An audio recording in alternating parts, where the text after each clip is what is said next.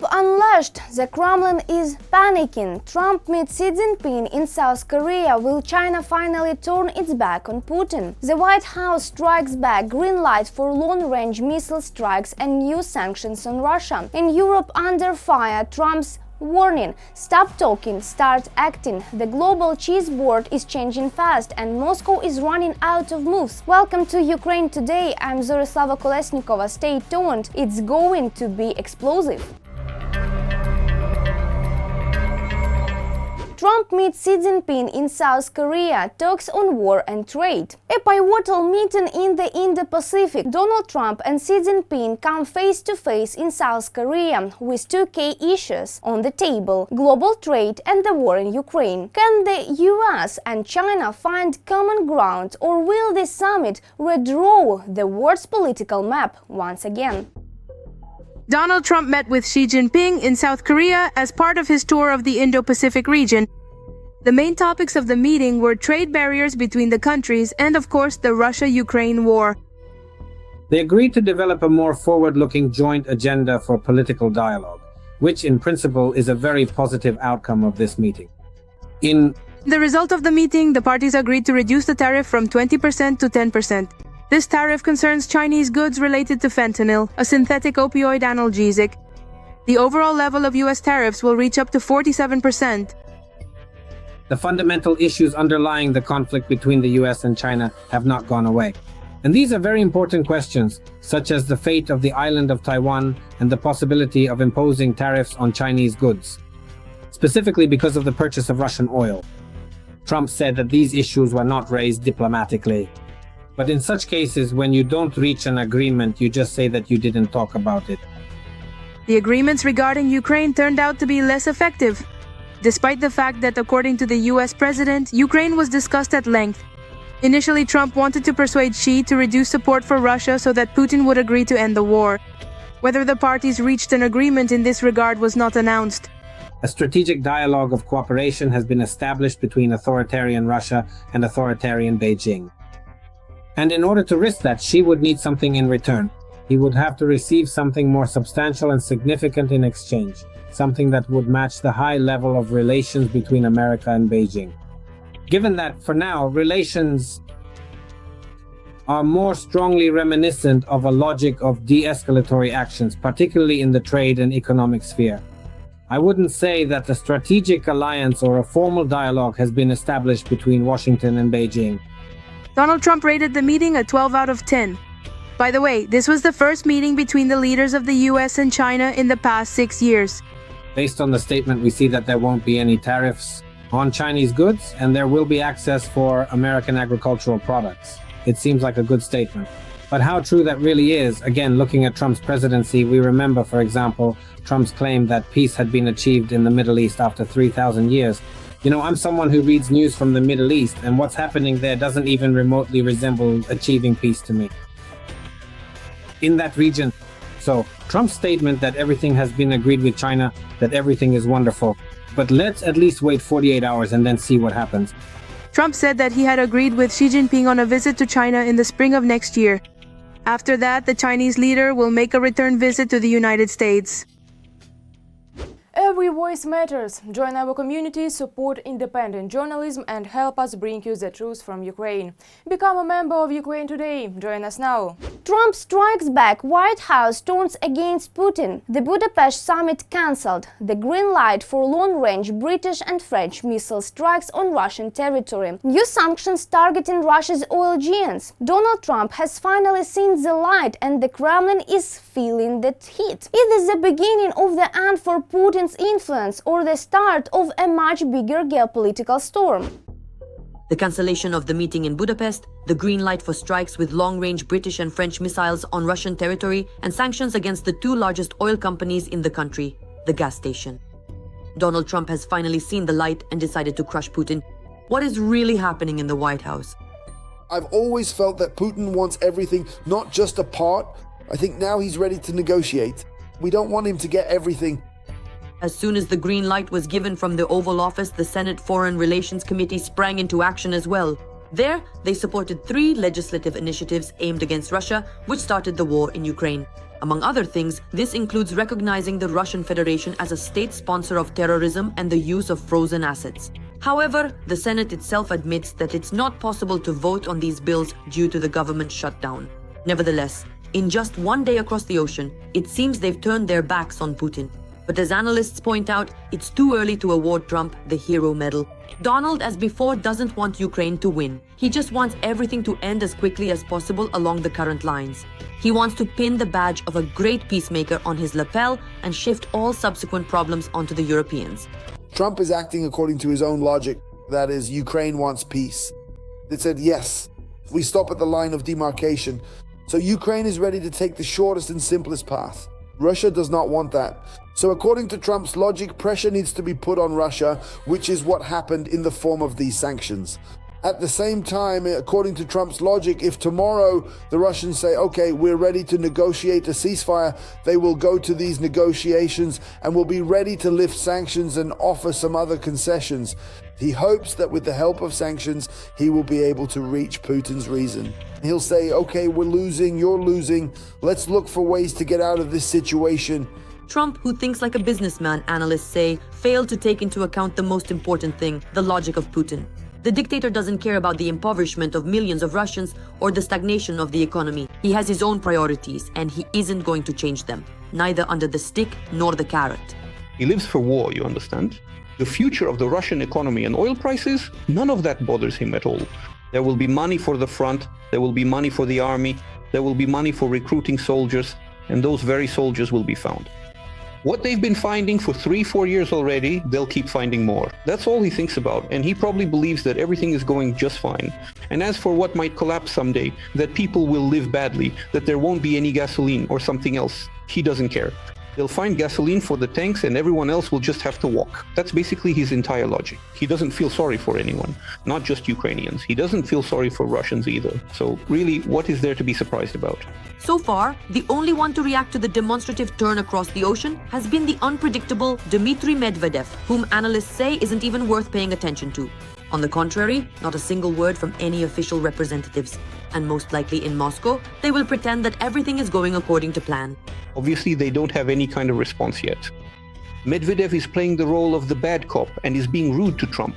But, as we've already seen, over the past year, Putin and Trump haven't been rude to each other. They are being polite, just teasing each other a little. That's why I don't think Putin will make any radical statements or insult Trump and say that we're now enemies.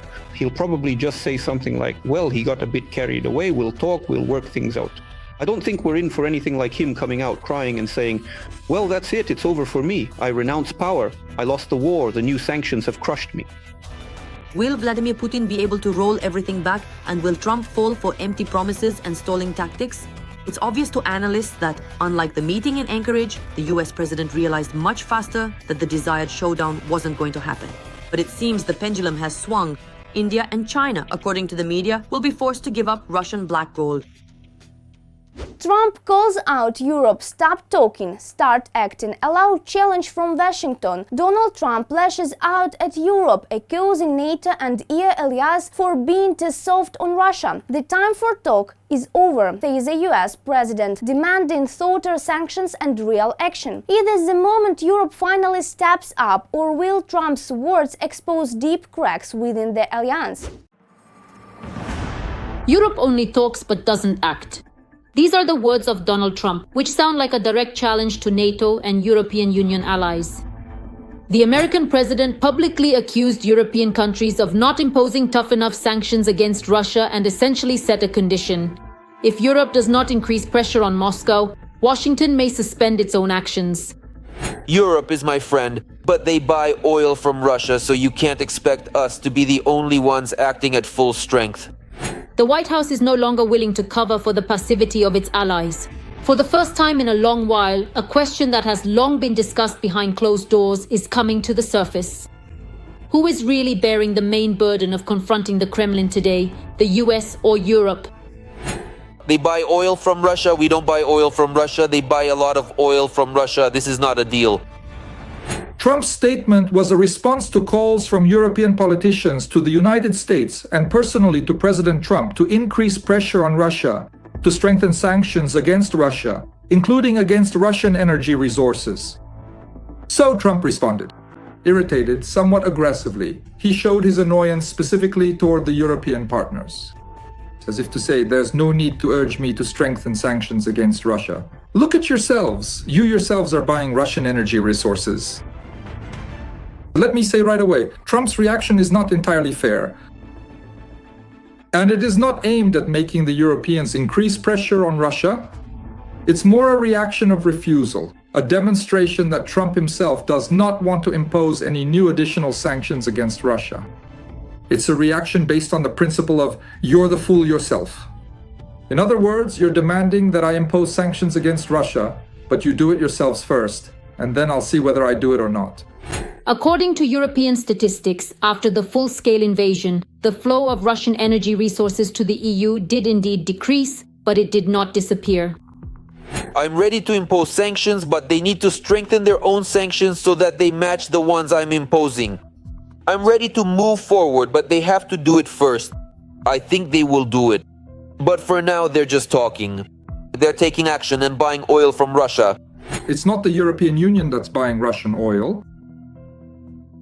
Right now in Europe, or more precisely in the European Union, only 2 countries are buying Russian oil.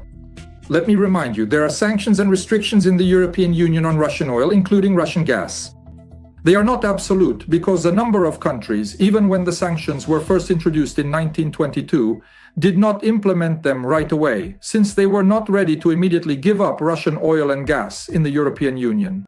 This happened gradually, but starting around 1923, the vast majority of European Union countries stopped buying Russian oil and Russian pipeline gas.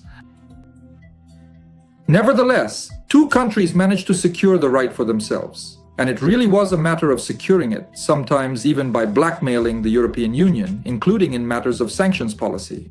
They secured the right to continue receiving Russian oil, which has been flowing to Europe via pipelines since Soviet times.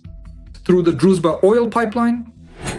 As you have probably already guessed, these countries are Hungary and Slovakia. Yes, the volumes are nowhere near what they were before the war, but even these purchases help fuel the Russian war machine. And in this regard, Trump's criticism does seem justified. However, who are we talking about? About politicians who are directly influenced by Trump. And one of these politicians, the Prime Minister of Hungary, Viktor Orban, is a close friend of Trump. So instead of criticizing some abstract Europe, Trump should directly address his friend, who would definitely listen to him and say, "Viktor, you're still buying Russian oil. How can that be? Come on, stop this nonsense immediately. Yes, you're actually helping Russia in its war against Ukraine. And I'm sure, maybe not right away, with some transitional periods, but Orban would have to listen to Trump. By the way, they're already taking some steps now. Additional measures regarding gas, first of all, and I think there's already a preliminary agreement on oil as well, and they will gradually switch to other energy sources because they see the situation is changing. They don't want to get into a direct conflict with Trump, but Trump isn't putting pressure on Orban or on Fidesz. He's putting pressure on the Europeans, on the European Union, and on the major European countries. And there's a certain unfairness in that. There is another problem: Russian liquefied gas. Formally, Europe does not buy it directly. But through intermediaries and bypass schemes, the money still ends up in Moscow. As a result, the continent is only partially cutting off the Kremlin's oxygen supply. They say that they can't refuse it, that it needs to be replaced with something else. Otherwise, there will be problems, internal economic problems. Now the situation looks like this.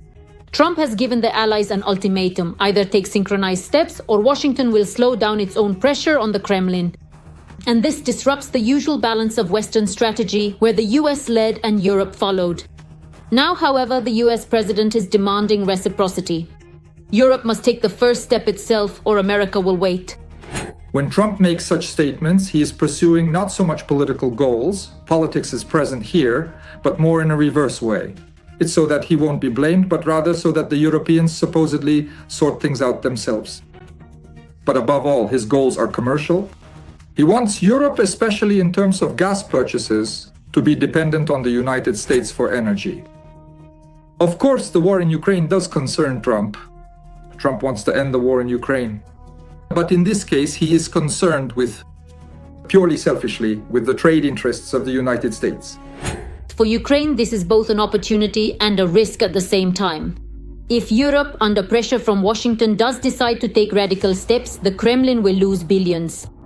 But if the dispute drags on, it is Ukraine that will become the first victim of these hesitations. All this debate will become an additional factor, an extra argument for reducing and gradually phasing out the purchase of Russian oil and gas.